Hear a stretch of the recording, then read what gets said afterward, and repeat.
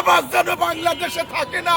এই দেশে চাঁদা হয়, এই চাঁদা বিদেশ যায়। সকালবেলা ভাই আমি একটা যাত্রী নিয়ে অ্যাপসে আফতাবনগর থেকে সদরঘাটে আসছি।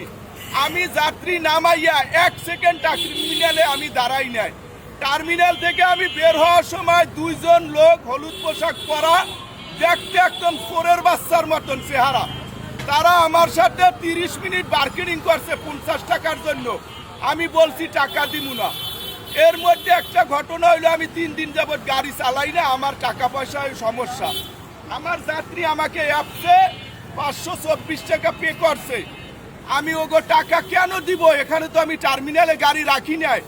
দেশবাসী এটা দেখবেন, এই টার্মিনাল কোন সরকার লিজ দিয়েছে, কত টাকায় লিজ দিয়েছে, এই খানকির বাচ্চারা কার জন্ম, ওদেরকে একটু এই দেশ যেন দেখে, ওদেরকে মুসির চেয়ে খারাপ দেখায়। এবং আমি ভবিষ্যতে এই দেশে চাই কোনো চাঁদাবাজ যেন থাকে না। এই দেশে চাঁদা হয়, এই চাঁদা বিদেশ যায়। চাঁদাবাজ যেন বাংলাদেশে থাকে না, মুসির জাত যেন থাকে না, ছোট লোকের বাচ্চা যেন থাকে না। এভাবে আর কতদিন?